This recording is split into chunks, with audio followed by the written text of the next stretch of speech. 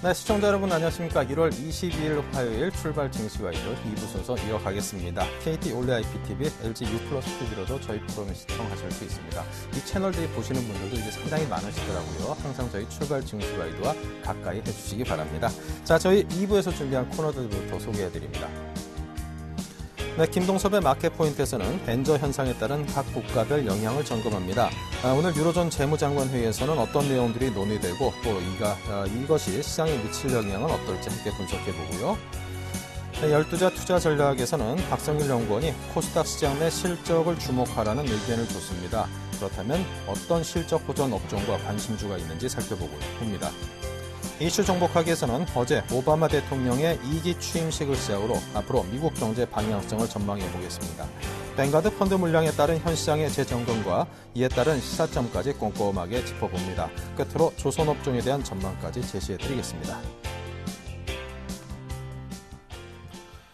네, 우리 시장이 상승폭이 조금 둔화됐습니다. 현재 거래소가 1.75포인트 상승해 있고요. 코스닥은 0.64포인트 양시장이 소폭 상승해 있는데 지금 이 시장의 흐름은 어떠한지 김혜영 캐스터를 연결해 듣겠습니다.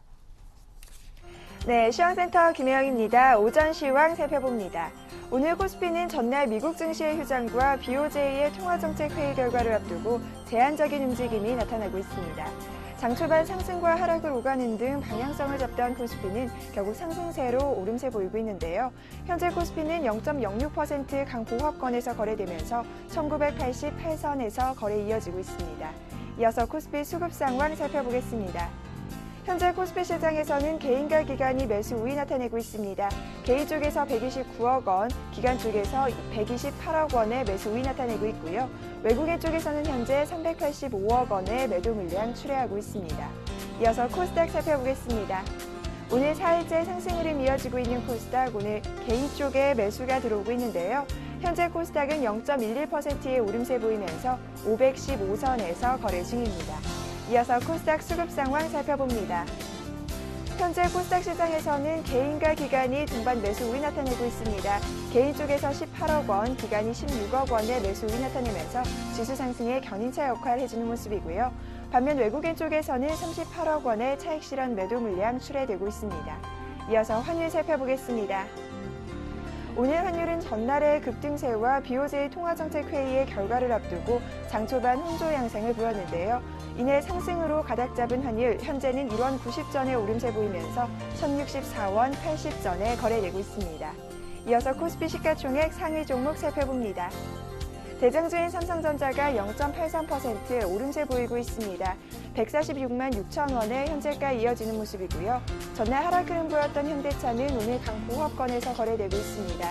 이어서 현대모비스가 1%대의 오름세, 한국전력이 1.62%의 오름세 보이면서 34,400원의 현재가 이어지고 있습니다. 이어서 다음 장 살펴보겠습니다. LG화학이 1%대의 내림세 보이며 31만 2,500원의 현재가 이어지고 있습니다. SK하이닉스가 2%대의 하락 흐름 보이면서 주당 550원씩 밀리는 모습이고요. 이어서 현대중공업이 0.22% 약 보합권에서 거래되며 현재 23만 원에 거래 중입니다. 이어서 코스닥 시가총액 상위 종목 살펴봅니다. 대장주인 셀트리온이 약 보합권에서 거래돼 25,700원의 현재가 이어가고 있습니다.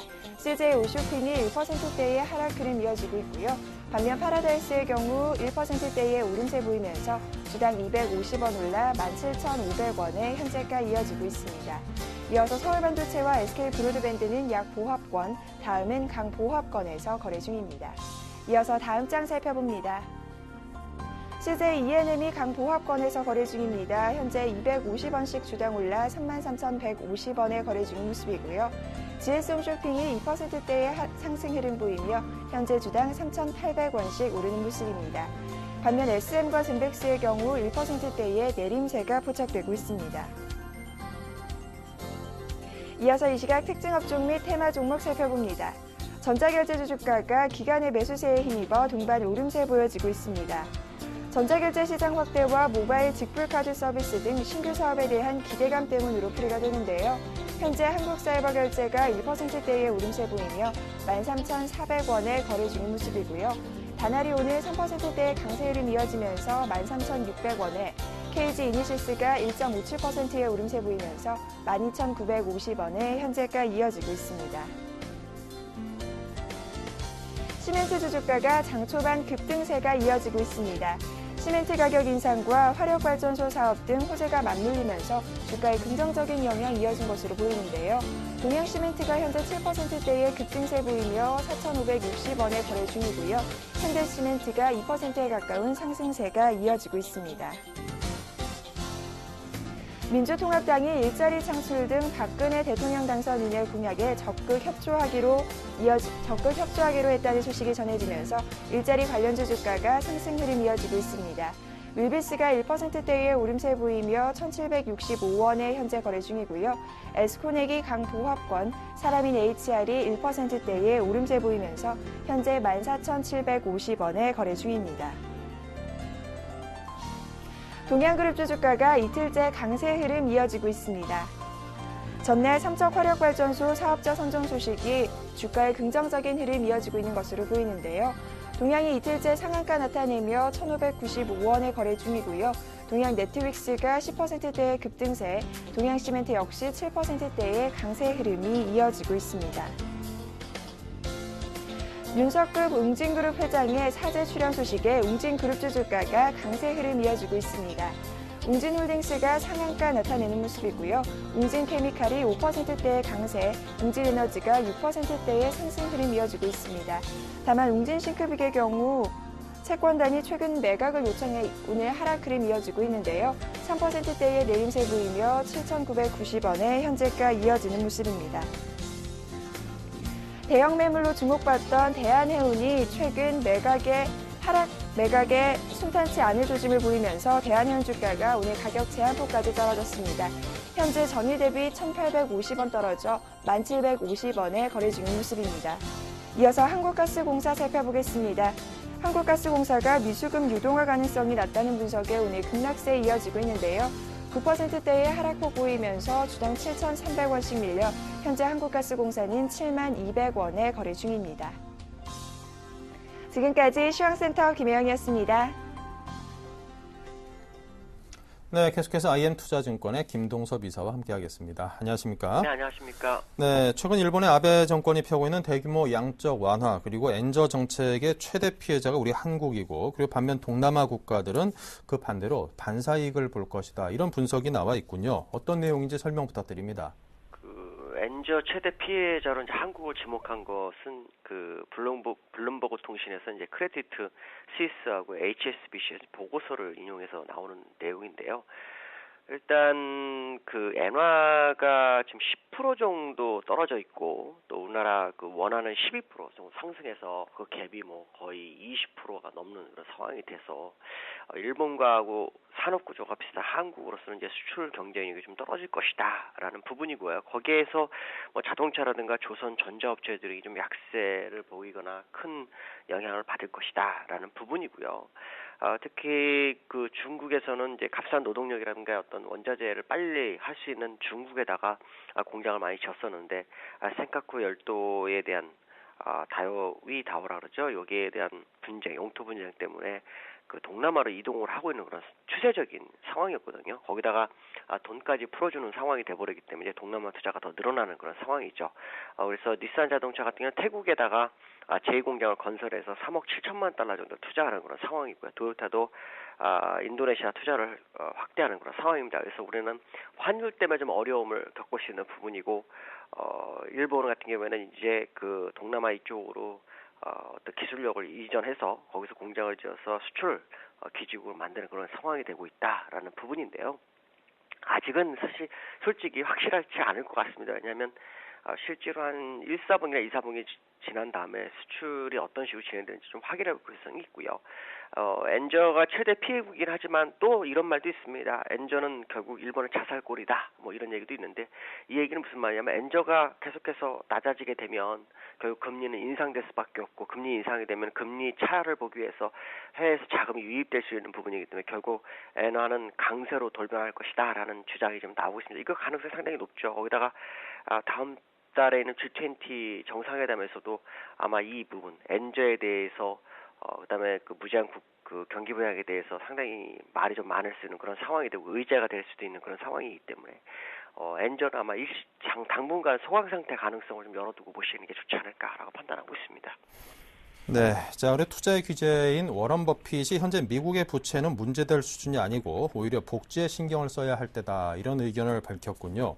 자, 그런데 하지만 미국의 부채는 이미 지난해 말에 법정 한도를 넘어선 상황인데요. 좀 다른 시각으로 바라봤나 싶기도 하고 워낙 투자 규제로 꼽히는 분인 만큼 그 의견은 과연 어떤 근거를 갖고 하는 것인지 귀 기울여 봐야 될 것 같습니다. 어떻습니까? 그 CBS하고 CBS 선데이 모닝 뉴스에 출연해서 이제 언급한 건데요. 버핏이라는 분이 이제 미국 부채는 문제될 것이 없다 이런 얘기를 했습니다. 그러면서 복지에 더 신경 써야 한다라고 하면서 오바마 대통령 민주당을 약간 지지하는 내용이 나는데요. 그가 얘기하는 것은 뭐냐면 그 국내 총생산 대비로 정부 부채가 커지고 있는 것은 사실이라는 거죠. 그러나 부채 자체가 문제는 아니라는 거고요. 2차 세계대전일 때 그때보다도 사실 GDP 대비로 정부 부채가 낮은 상태라고 합니다. 근데 1945년도에 그 부채 비율을 보면 112% 정도로 기록했고요. 작년 말로는 102% 정도가 된 거죠. 그러니까 10% 정도 갭이 있기 때문에 아직 여유가 있는 부분이 아닌가라는 얘기를 하는 것 같은데 사실 그때의 그 GDP 부분과 이거는 좀 다른 부분이 있는데 이렇게 해석을 하고 있는 것 같습니다. 그리고 미국이 1인당 GDP가 5만 달러 정도 된답니다. 우리 하나에 약 5,300만 원 정도 되죠. 그렇기 때문에 의료부나 노후 걱정 없이 살아야 되지 않느냐 이걸 강조했고 또 버핏은 이런 얘기를 했습니다. 워싱턴 내 하원 의원이 약 535명이 되는데 그들이 그 일반 국민 3억 1,500만 명을 엉망으로 만드는 잘못된 것은 결정하지 않을 것이다 라고 하면서 낙관론을 폈다라는 거죠. 결국 버핏은 잘 해결될 것이다. 그러나 결국 복지 쪽에 더 신경 쓰는 것이 맞다라는 것을 얘기하는 것 같습니다. 네, 알겠습니다. 자, 그리고 간밤에 유럽 증시가 유로존 재무장관 회의에 대한 기대감으로 상승 마감을 했습니다. 자, 이번 회의 자리에서는 은행의 직접 지원을 위한 안전장치 설치 등이 논의된다고요? 예, 그 브뤼셀에서 유로존 재무장관이 2013년도에 처음 열렸죠.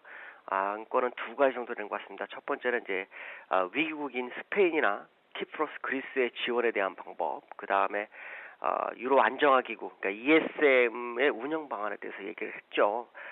ESM에 대해서 이제 언제 어떻게 해당국 은행에 직접 지원할 것인지 결정해야 한다는 거 하나. 그 다음에 중요한 것은 이게 아마 키포인트인 것 같습니다. ESM이 지난번 EFSF 이후로 ESM이 이제 재창설됐는데 EFSF부터 ESM을 사용할 때는 유로존의 각국에 있는 어떤 의회들한테 그 승인을 받아야 되는, 그러니까 아주 굉장히 번거로운 그런 상황이었죠.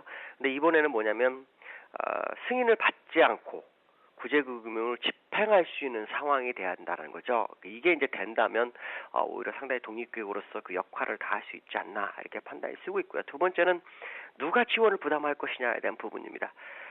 실제로 5천억 유로지만 그중에 현금은 1,000억 유로 정도밖에 안 되죠. 그러니까 누가 더 지원을 많이 할 것인지에 대한 부분, 이 부분이 아마 이번에 중요한 결정에 대한 키포인트가 아닌가 이렇게 판단하고 있습니다. 네, 알겠습니다. 자, 지금까지 IM투자증권의 김동섭 이사와 함께 글로벌 주요 이슈에 대한 분석과 전망을 들어봤습니다. 감사합니다. 네, 감사합니다. 네, 이어서 신한 PWM 압구정센터 박재민 PB팀장의 화상 연결입니다. 안녕하세요. 네, 안녕하세요. 네, 먼저 시장 흐름과 주체별 수급 상황부터 알려주십시오. 네, 일단은 오늘 좀 전에 블룸버그 속보가 나왔는데요. 일본 물가 목표, 인플레이션 목표치죠. 2%로 조기에 달성하기로 합의했다. 이런 게 보도가 나왔습니다. 일본 정부와 즉 일본 중앙은행이 결국에 경기 부양을 위해서 기존의 경기 부양책 154조 원의 부양 규모 어떤 통화 정책뿐만이 아니라 이런 지금 인플레이션 목표를 직접적으로 수치 목표를 설정을 하는 것은 사실 사상 처음이라고 있는 일인데요. 이 내용 이따가 제가 과거의 프라자 합의 내용과 같이 좀 맞물리면서 지금 시장이 한일 전쟁이라고 말씀을 드렸는데요. 그런 잡금의 상황을 좀 말씀드리면서 투자 전략을 오늘은 좀 각별히 말씀드리도록 하겠습니다. 오늘 시장 외국인 팔고 있습니다. 455억 팔고 있고요. 뭐 뱅가드 물량이라고 해서 화요일 수요일 날 집중이 되고 있다. 뭐 계속 이런 뉴스들이 흘러나오고 있는데 증권사에서 추정을 하고 있는 겁니다. 그게 뱅가드 정말 물량인지 정확히 집계는 안 되고 있는 상황이라고 몇 번 말씀을 드렸고요. 일부 나올 수도 있다고 분명히 말씀드렸는데 그것이 특정 요일에 뭐 집중된다. 지금 1월달 증시가 뭐 한 3주 정도 진행이 됐는데요. 사실 뭐 뱅가드 물량이 1월 10일부터 공표를 해서 7월달까지 풀릴 것이다. 그런 물량 사실 뉴스를 나왔었는데 며칠 지나지 않아서 그렇게 추정하는 것은 좀 속단하는 거다 이렇게 좀 보고 있습니다.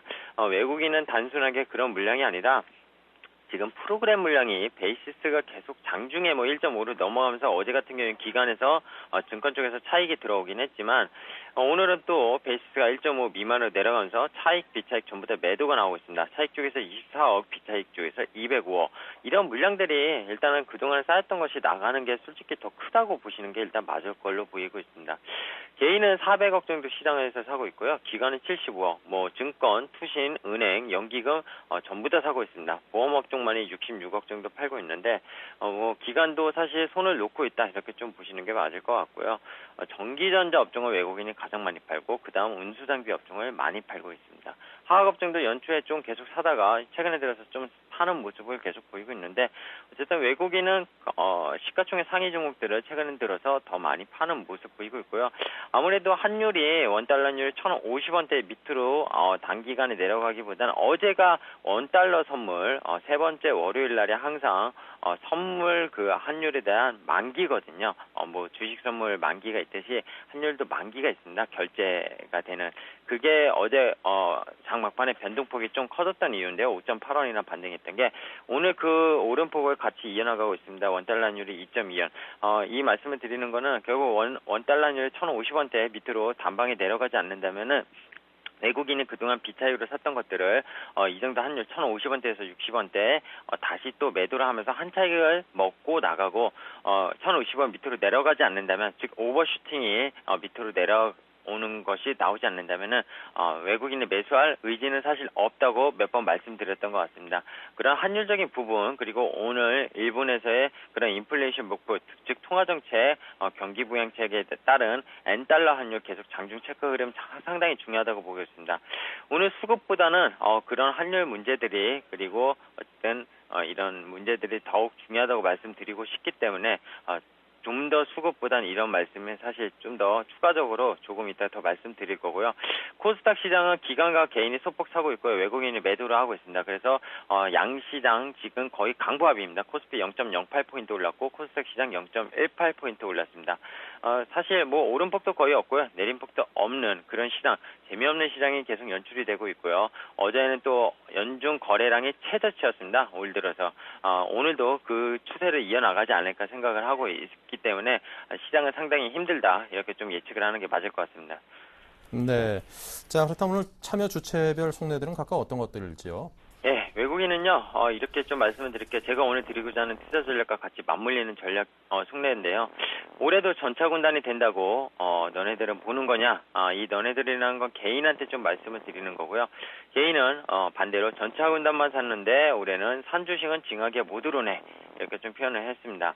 그리고 기관 쪽은요, 증권 차익, 연기금 보험 매수, 방어는 단단히 하고 있지. 이렇게, 기술적으로 보더라도 지수가 사실 하락 밴드로 더 추가로 좀 조정이 나와야 되는데 어제도 프로그램으로 1,700억 정도가 기관 쪽에서 들어오면서 방어를 단단히 하고 있습니다. 즉 기관을 믿으면은 사실 상당히 지금 좀 하방 경직은 만들어내고 있고요. 올해 외국인의 유동성이 상당히 약화되면서 뱅가드 물량과 추상되는 뱅가드 물량과 함께 프로그램 물량이 지수를 계속 압박하고 있는 게 현재 시장의 상황이다 이렇게 보시면 될 것 같습니다.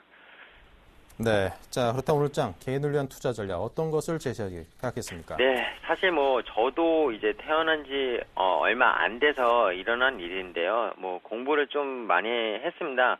일단 기본적으로 이 말씀을 드리면서 이번 시장과 같이 좀 맞물리면서 말씀을 드리고자 합니다. 일단 1985년에 프라자 합의라고 내용이 있습니다. 뭐 네이버 뉴스 치어보셔도 되고요. 자세한 내용을 알고 싶으시면은 오늘 이 내용을 잠깐 한줄과 말씀드리겠습니다. 그러니까 1985년에 그때 당시에는 지금 G2라는 미국과 중국 이런 선진국에서도 지금 미국과 중국 G2 지표를 상당히 살피고 있지 않습니까? 1985년 이전에는요. 미국, 일본, 독일이 그때는 서독이었죠. 아무래도 그 서독과 동독이 합쳐지기 전이었기 때문에 그리고 프랑스, 영국 이런 5개 나라가 선진국 G5라고 했습니다. 그 일본이 무역 흑자를 엄청 내던 시절이었어요. 그 이유가요. 엔달러 환율이 250엔까지였습니다. 지금 90엔 정도면은 거의 3배죠. 3배가 좀 안 되는 한 2.7배 정도. 그렇게 엔화가 엄청나게 약세였습니다. 즉 일본의 수출 업종 등 특히 자동차 업종들이 자동차 기업들이 전 세계 시가총액 상위를 거의 차지하고 있을 정도로 도요타 같은 게 상당히 약진을 했었고요. 근데 이제 뉴욕에서 자동차 즉 포드나 GM, 크라이슬러 아직도 뭐 있는 기업들 이런 자동차 기업들이 자동차를 만들어내도 일본을 따라갈 수가 없던 겁니다. 똑같은 가격을 제시해도 예를 들어서 일본의 어떤 연비 자동차 이런 걸 따라갈 수 없었고요. 즉 미국이 지금 재정 적자 문제로 재정 뭐 3개월 연장한다 이렇게 하지 않습니까? 그 재정 한도를 늘리기 위해서 그때 당시에도요. 이 미국의 무역 수지가 안 좋았기 때문에 이런 환율 때문에 미국 재정 적자를 축소시키기 위해서 즉 미국 경제를 살리기 위해서 칼을 안 들고 총을 안 들었지 지금 환율 즉 엔화 강세를 만들고 독일 마르크화를 강세로 만든 게 프라자 합의의 기본적인 내용입니다. 엔달러는 아까 250엔이라고 말씀드렸는데요. 그게 150엔으로 한 번에 무너졌고요. 엔화 약세가 엄청나게 진행이 됐죠. 엔화 강세가 엄청나게 진행이 됐죠. 말을 좀 잘못 드렸는데 엔화 강세가 한 번에 100엔이 빠지면서 엔화 강세가 되면서 기존의 수출 업종, 뭐 자동차 업종 이런 것들이 미국에 밀리기 시작을 했습니다.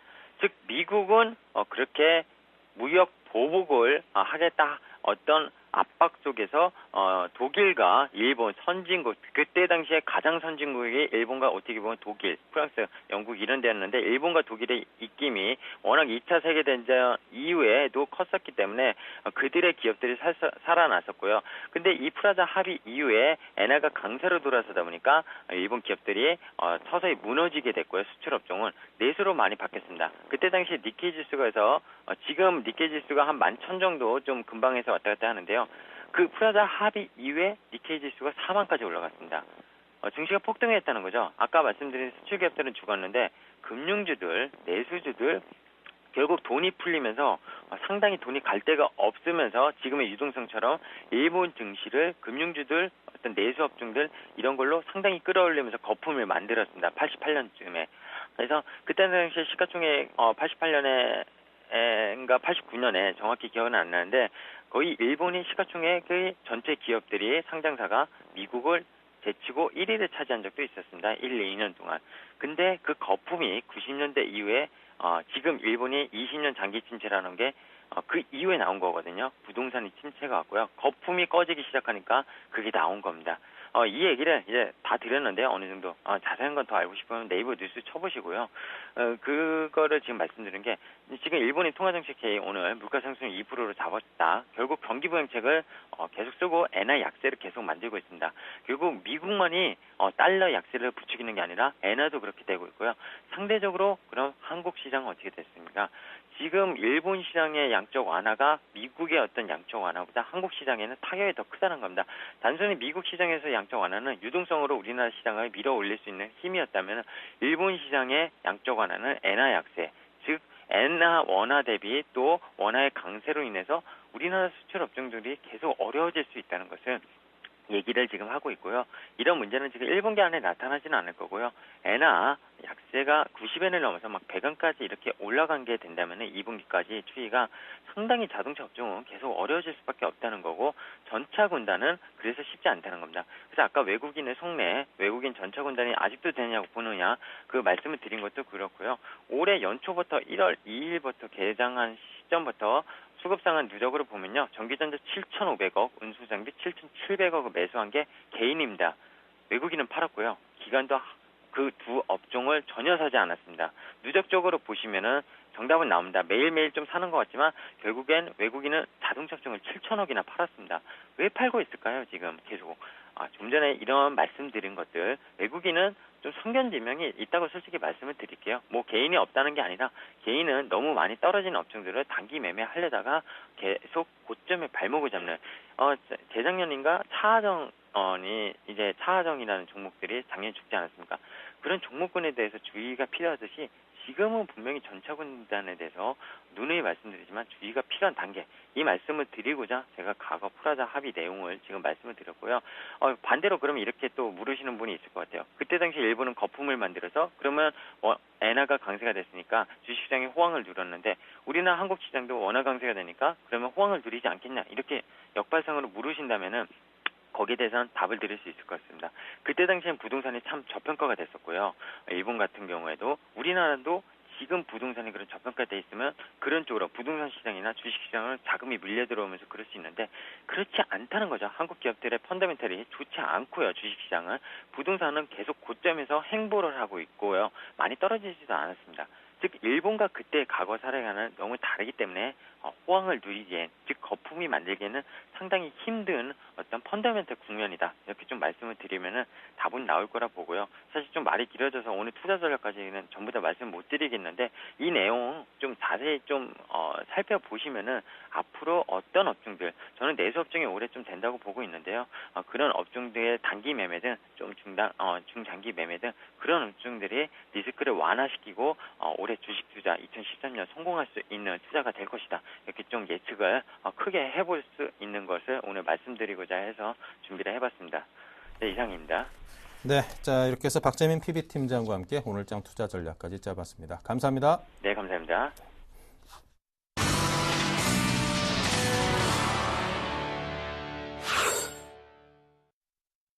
네, 오인의 전문가와 함께하는 12자 투자 전략입니다. 살펴보겠습니다. 네, 1970선에서 중기 관점으로 매수가 유효하다. 코스닥 시장의 실적 시즌에 주목하자. 엔저 원고 지속, 비추세 국면이 이어질 것. 결제 관련주의 성장이 시작된다. 중소형주에 지속된 관심이 필요하다고 했고요. 네, 관심 업종으로는 금융 미디어, IT 부품, 서비스, 결제 관련 IT 부품주로 IT 부품주가 중복돼서 나왔습니다. 네, 동부증권 목동점의 박성일 연구원입니다. 안녕하세요. 네, 안녕하십니까. 네, 현재 시황부터 보겠습니다. 예, 오늘 시장 이제 코스피, 코스닥 시장 거래가 없이 한산한 가운데 있습니다. 코스피 시장 먼저 살펴보면 IT를 중심으로 낙폭이 과대했던 삼성전자, 삼성 SDI, 그리고 기타 LG 디스플레이가 올라오는 모습을 좀 보여주고 있고요. 실적이 좀 호전을 보이고 있는 KT, SK텔레콤, LG U+플러스 등 통신주가 강세를 보이고 있습니다. 다른 업종 중에서는 아무래도 실적이 조금 우려가 있는 화학 업종이 큰 폭으로 빠지는 모습 보여주고 있고요. 건설주도 마찬가지로 실적이 좋지 않기 때문에 어닝 시즌을 앞두고 하락하는 모습 보여주고 있습니다.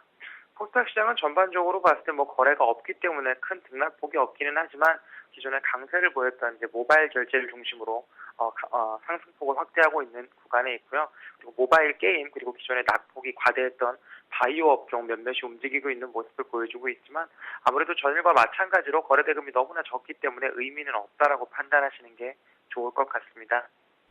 네, 자 오늘은 IT 부품주 등을 말씀하셨거든요. 어떤 내용인지 들려주십시오. 예, 최근에 코스피 대형주가 움직이기는 아무래도 재반 여건이 좋지가 못합니다. 그렇기 때문에 코스닥 쪽으로 조금 집중을 해서 봐야 할 시기인데 아무래도 이번 주 다음 주까지 해서 이제 대형주 실적이 조금 마무리가 된다고 보면 다음 달부터는 이제 코스닥 시장이 움직일 가능성이 높기 때문에 현재 낙폭이 과대하거나 모멘텀을 보유했는데 상승하지 못하는 종목들의 경우에는 선춤에 접근을 하시는 게 좋겠다는 의미에서 말씀을 드렸고요. 아무래도 삼성전자가 4분기 어닝 서프라이즈가 나올 만큼 실적이 좋았기 때문에 이에 따른 반사이익을 볼 수 있는 IT 부품주가 움직일 거다라고 보고 있고요. 오늘 시장 이제 인터플렉스가 먼저 움직이는 모습을 보여주고 있는데 추후에 매수세가 조금씩 확산되면서 다른 IT 부품주 중에서 실적이 우수한 것들은 단기적으로 한 10%에서 15% 트레이딩 구간이 나올 거다라고 보고 있습니다. 네.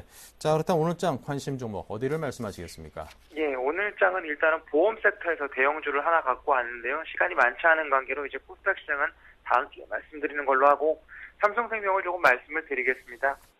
삼성생명 최근에 이제 보험주 대부분 이제 장기금리 하락으로 낙폭이 과대했었는데 급등하는 모습 보여주고 있습니다. 아무래도 이제 4월부터 공시이율 제도가 변경이 되면서 삼성전자를 따로 떼어놓고 이제 자본 이익률을 계산하게 되고요. 또 공시이율 변경에 따른 중소형사와의 아무래도 그 공시 마진 자체 축소가 갭이 되고 있는 상황이기 때문에 중기적으로 봤을 때는 보험주 장기금리 상승 가능성이 더 높기 때문에 일단은 가져가 볼 만하다라고 보고 있고요. 기관들 포트의 비중이 그동안 많지 않았기 때문에 지금부터 담는다고 하더라도 크게 물리지는 않을 거다라고 보고 있습니다. 그렇기 때문에 현재가에서 매수를 하는 걸로 하고요. 목표 주가는 13만 원 그리고 손절은 기존의 박스권 하단 부분인 10만 원 제시를 해드리겠습니다. 네. 자, 이렇게 해서 박성일 연구원께서 삼성생명 말씀하셨는데요. 가격대 정리를 다시 한번 해본다면 매수가는 11만 원, 목표가는 13만 원, 손절가는 10만 원을 각각 제시해 주셨습니다. 투자하시려는 분들께서는 이 가격대를 중심으로 신중하게 접근해 보시기 바랍니다. 자, 오늘 말씀 감사합니다. 예, 감사합니다. 네, 자, 계속해서 이슈 정복하기 박미라 아나운서입니다. 안녕하세요. 이슈 정복하기 박미라입니다. 오늘의 주요 이슈 살펴보겠습니다. 올해 들어 가파른 환율 하락과 뱅가드 펀드 자금 유출 우려 등으로 주식시장에서 셀코리아 현상이 급속도로 진행되고 있습니다. 실제로 금융당국은 뱅가드 펀드 자금 유출이 시작된 정황을 포착하고 상황을 예의주시하고 있는데요. 그 결과에 대해서 짚어보겠습니다. 오바마 대통령의 2기 행정부가 공식적으로 출범했습니다. 오바마 2기 행정부는 실물경제 회복을 위해 물가 안정 정책을 지향하고 미국 경제 성장 지원을 강화할 것으로 전망되는데요. 앞으로의 미국 경제 방향을 점검해보겠습니다. 현대중공업과 삼성중공업, 대우조선해양 등 조선업계 빅3가 공격적인 경영 목표를 제시했습니다. 전년보다 수주 실적을 대거 높여 잡았는데요. 조선주들의 향후 전망에 대해서 들어보겠습니다. 네, 이슈 정복하기 오늘 순서는 대성투자자문의 안종호 주식운용팀장과 함께하겠습니다. 안녕하세요. 예, 안녕하십니까. 네, 뱅가드 펀드의 벤치마크 변경에 대한 우려로 외국인의 자금이 이탈한 지 일주일 정도가 흘렀습니다. 금융당국도 이에 예의주시하고 있는데요. 어떤 결과가 나왔습니까? 예, 그 뱅가드 펀드가 예상대로 그 4%, 그 펀드의 4%를 일주일 만에 판 것으로 결과가 나왔습니다. 그래서 그 4%씩 25주 동안 100%를 다 판다. 이렇게 이제 결론은 이제 난 것 같고요. 그 물량들이 이제 일주에 4%씩 이제 나올 것으로 예상이 됩니다. 우리나라 같은 경우도 이제 그것이 이제 그 일주를 팔고서 그 종목에 대한 결과를 발표를 했는데요. 가장 이제 관심이 있었던 것 중에서는 그 종목을 얼마나 정도 파는가였는데 그 종목이 이제 40개 정도 종목에서 순매도가 나온 것으로 알려졌습니다. 그래서 전체 종목이 아니라 그 교환을 하고 그 벤치마크의 변경에 따라서 종목을 교환하는데 굳이 이제 팔지 않아도 될 종목들, 그러니까 다시 사야 될 종목들은 팔고 다시 사는 것이 아니라 아예 팔지 않는 전략을 취했다 이렇게 보이고요. 40개 종목에서는 지금 이제 매도가 조금 나왔습니다. 그런데 그 나온 이제 매도 비율이 컸던 종목들을 살펴보면은 그 효성이나 두산중공업, 기업은행, 현대해상, 현대위아 순으로 이제 퍼센트가 높게 나왔다고 하는데요.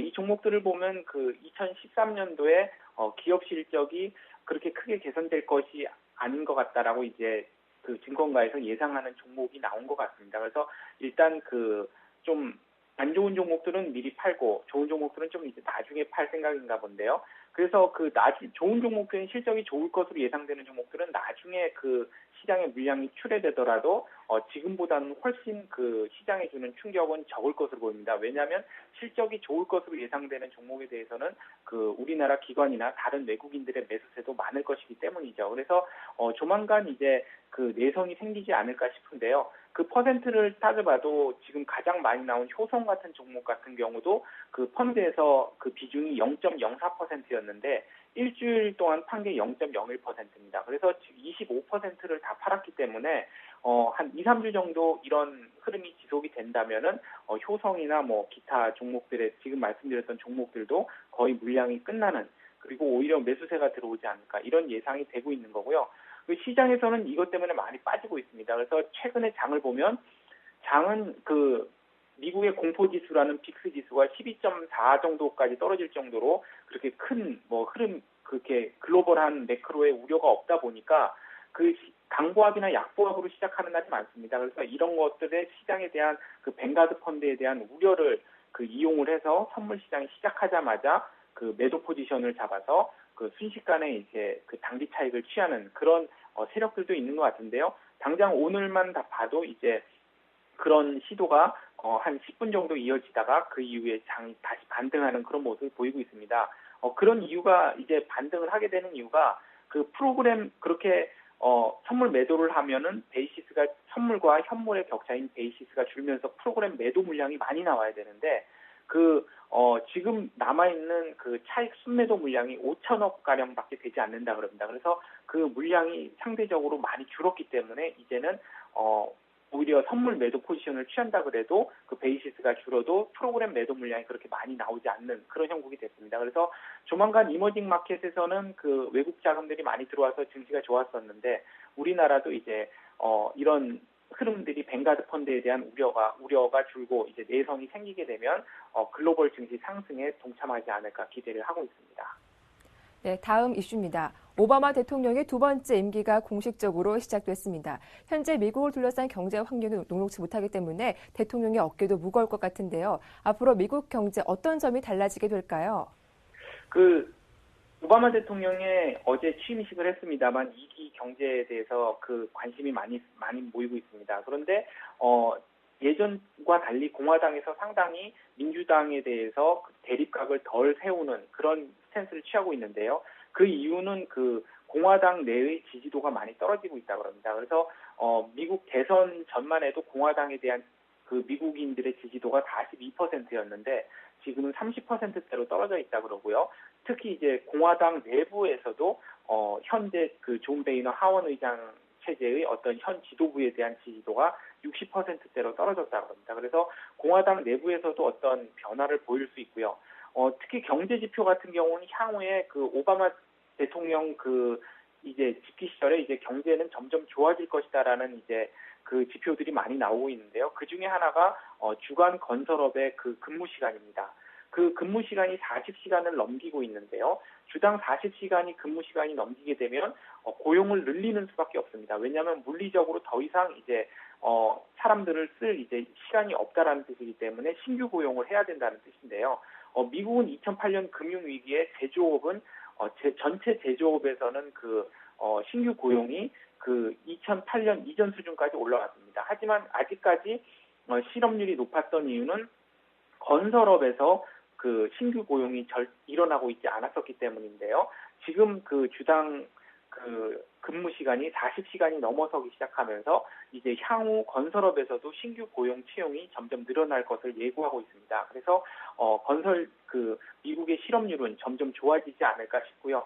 향후 지금 그 공화당과의 어떤 대립 문제도 보면은 그 오바마 대통령이 그 정치 국방 분야에 대해서 그 협상파로 알려진 인물들을 전면에 내세우고 있습니다. 즉 어떤 전쟁보다는 국방비 지출을 줄이기 위해서도 협상을 통해서 외교를 하겠다 이런 뜻을 밝히고 있기 때문에 공화당에서 원하는 어떤 정부의 재정 지출은 국방비 지출이나 헬스케어를 줄이면서 이루어지면서 협상이 이루어지면서 그 오바마 대통령이 꿈꾸고 있는 1990년대 어떤 클린턴 대통령이 이끌었던 미국의 호황을 이끌어가고자 하지 않을까 싶습니다. 네. 이어서 우리나라의 대표 조선업체들이 올해의 경영 목표를 위기에서 기회로 정했다고 합니다. 작년 한 해 부진한 모습이었는데 이를 개선하겠다는 의미로 풀이가 되죠. 앞으로 전망은 어떻습니까? 그 조선업에 대한 그 전망은 그렇게 밝지는 않습니다. 하지만 지금 보면 그 주가도 그렇게 나쁘지 않은 상태고요. 특히 이제 대우조선 같은 경우에는 상당히 이제 꾸준히 상승세를 보이고 있는데요. 최근에 보면 그 조선업계에서 그 연초에 발표하는 2013년도 그 수주 가이던스를 상당히 높게 잡았습니다. 그래서 현대중공업 같은 경우에는 전년보다 52% 높게 잡았고요. 삼성중공업 같은 경우에는 작년보다 35%, 그리고 대우조선 같은 경우에는 그 작년에 110억 달러였는데 130억 달러로 목표를 잡았습니다. 그 지금 현재 증권가에서 알려진 그 4분기 매출액이나 영업이익은 그 마이너스 9%, 그리고 영업이익은 마이너스 20% 정도 그 YOY로 하락하지 않을까 이렇게 예상을 하고 있습니다. 그래서 부진한 편인데요. 왜냐하면 그 조선주들의 그 주가를 움직이는 요소는 그 실적보다는 수주입니다. 그래서 수주를 많이 받으면 실적이 아무리 나빠도 향후 그 좋아질 거기 때문에 주가가 많이 오르게 되는데요. 그 조선주들의 지금 현재 업표 지표들을 보면은 그렇게 큰 변화는 없습니다. 신조선가도 횡보하고 있고, 컨테이너선 용선료도 하락을 계속하고 있고요. 그 드릴십 용선료 같은 경우가 이제 견조한 흐름을 보이는데, 그래서 결국 해양 플랜트 쪽은 그나마 양호하나 그 컨테이너나 신조선가 이런 쪽은 아직도 그렇게 좋은 상태라고는 할 수 없습니다. 하지만 조선주들이 상승하고 있는 이유는 그 2012년도에 비해서 더 좋은 수주, 그래서 어떻게 보면 수주 개선율이 높아질 수 있다라는 기대감을 가지고 하는데요. 하지만 그 절대적인 수치는 그렇게 크게 개선될 것 같지는 않습니다. 그래서 어떻게 보면은 지금까지 연초에 이어졌던 그 시장의 주목이 계속되기는 어렵지 않을까 예상이 됩니다. 대성투자자문의 안종호 주식운용팀장의 도움 말씀이었습니다. 고맙습니다. 예, 감사합니다. 지금까지 이슈 정보카기였습니다.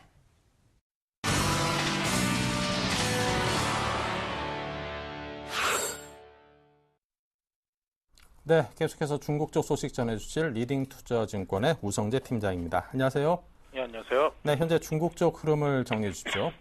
예, 지금 현재 상하이 종합주가지수 약세 움직임 나타내고 있습니다. 0.35% 하락한 2319.99포인트의 장 움직임 보이고 있는데요. 시장에서의 매도 물량들이 소폭 출현하는 모습을 보이는 가운데 기간 조정 장세의 움직임 좀 이어져 나간다라 보시면 좋을 것 같습니다.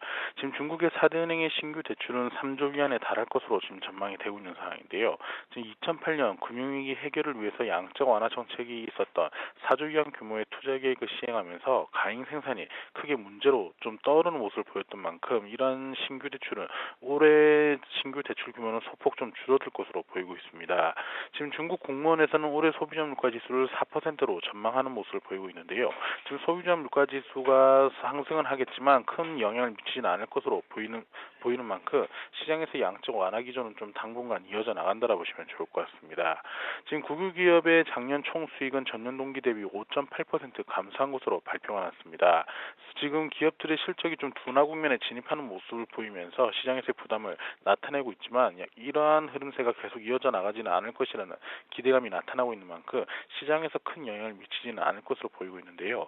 오늘 상하이 종합주가지수는 2300선에서의 지지를 계속적으로 받고 있는 가운데 당분간 기간 조정 장세 움직임 전망되는 만큼 이러한 부분 염두하시고 접근하셔야겠습니다. 네, 자 지금까지 우성재 팀장과 함께 중국 쪽 분위기 전해 들었습니다. 감사합니다. 네, 고맙습니다.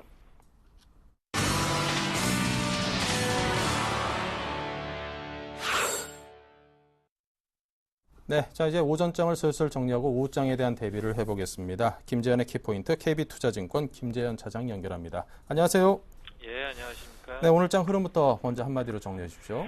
예, 수급 악화가 좀 지속이 되고 있습니다. 그렇기 때문에 종목에 좀 집중을 하셔야 되는데요. 대부분의 대형주들 뱅가더블 악재로 인해서 힘든 시간을 보내고 있습니다. 하지만 오히려 대형주가 부진한 시기에는 중소형주 공격적인 상승이 좀 나올 수가 있습니다. 벌써 좀 그 움직임들이 포착이 되고 있는데요. 일단 전자결제 테마 다시 정고점을 향해서 공격적인 상승을 보여주고 있고요. 태양광 역시도 기대감이 지금 반영이 되고 있습니다. 또 휴대폰 케이스 종목 역시도 지속적으로 상승 중에 있고요. 차트로 보자면은 벌써 한두 달 사이에 상승률이 50% 육박하는 종목군들이 나오고 있습니다. 수급 악화에 대한 고민보다는 강하게 오를 수 있는 종목을 찾는 노력이 더 필요한 때입니다. 네, 자 일단 오후장 전략 키워드를 통해서 하나하나 정리해 주시기 바랍니다. 예, 오늘 택배 업체들 좀 시장 대비 강한 상승을 보여주고 있는데요. 택배 업계 2위인 업체가 20년 만에 택배비를 인상하기로 하면서 상장 택배사들이 줄줄이 좀 강세를 보이고 있습니다. 다른 택배 업체들도 좀 가격을 인상할 가능성이 있다는 예측이 나오면서 수익성이 개선될 것이라는 기대감이 나오고 있는데요. 일단 전날 현대그룹의 물류종합기업인 현대로지틱스가 업계 최초로 택배 단가를 상자당 500원 이상 올리겠다고 밝혔습니다. 이에 따라서 2,000원 안팎이었던 기업 대상 택배 단가는 2,500원에서 3,000원 수준으로 올라가게 됩니다. 그동안 택배 업체들은 택배 비용을 낮추기 위해서 경쟁을 벌여왔고요. 이는 택배 기사들의 좀 열악한 처우와 서비스 질 하락, 이 같은 좀 부작용으로 이었다는 분석이 있습니다. 일단 다른 업체들 가격 인상을 할지는 좀 더 지켜봐야 될 문제이지만 경쟁 업체들이 가격을 동반 인상할 경우에 수익성이 도와질 수 있고요. 또 지금 시기상으로 설을 앞두고 있습니다. 그렇기 때문에 택배 업체들 여러모로 다시 한번 주목을 받을 만한 시점입니다. 일단 최근에 합병 이슈도 있고요. 최선호주로 CJ 대한통운 좀 말씀을 드리겠고요. 여러 차례 소개한 관계로 오늘 소개 추가적으로 안 해드리겠지만 여전히 전고점을 뚫고 가는 주까지만 다시 한번 주목을 하시기를 바라겠습니다. 두 번째로 뱅가드 매도가 좀 지속이 되고 있습니다. 화요일, 수요일 항상 좀 긴장하게 만드는데요. 뱅가드 청산에 따른 물량 공세가 시작된 지난 10일 이후 주가는 대부분 좀 하락세를 보이고 있습니다. 대표적으로 LG 이노텍이 지난 10일 이후에 6% 넘게 하락을 했고요. LG 화학우가 3.66%, 삼성전자 우도 2.12% 약세를 보이고 있습니다.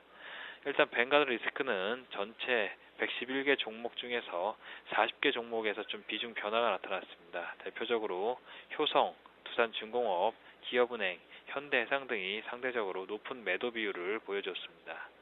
매물출의 1주차였던 지난 10일부터 16일까지 가장 낙폭이 큰 종목은 LG 디스플레이로 비중은 0.02% 감소를 했습니다. 주가 낙폭은 8.04%에 달했고요.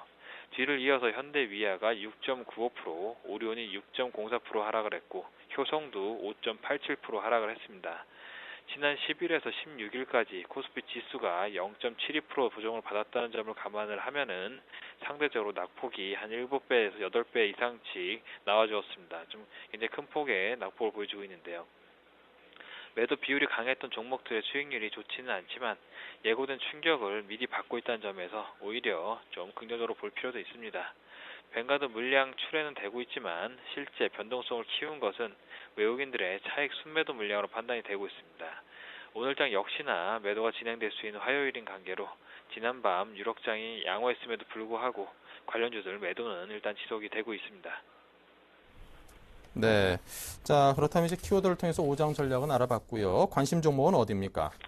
예, 일양 약품을 오늘 소개를 해드리겠습니다. 일단 동사 같은 경우에는 국산 14호 신약인 항궤양제 놀텍이 미국에서 글로벌 임상 2상을 종료를 했고요. 현재 다국적 제약사들과 기술 수출 및 판권 계약을 협의 중으로 빠르면 금년 상반기 내에 계약이 가시화될 예상입니다. 동사의 국산 18호 신약인 백혈병 치료제 슈펙트 같은 경우에는 2012년도 9월 대웅제약과 국내 판권 이전 계약을 체결했고요. 본격적인 판매 시작이 됐습니다.